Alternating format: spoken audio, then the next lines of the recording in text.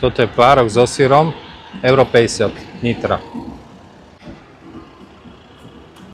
Veľmi chutné. Čiže hotdog so syrom, párek, nejaké cestičko, kečup. Chutné, keby to bolo teplé, perfekt.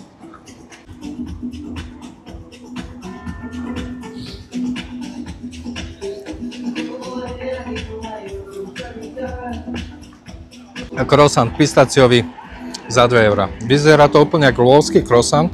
Pozrieme.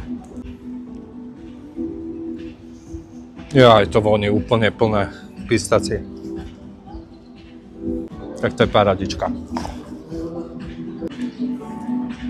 Viac mi chutí, je taký šťavnatejší, nie je taký suchý. Pecka. Za 2 €.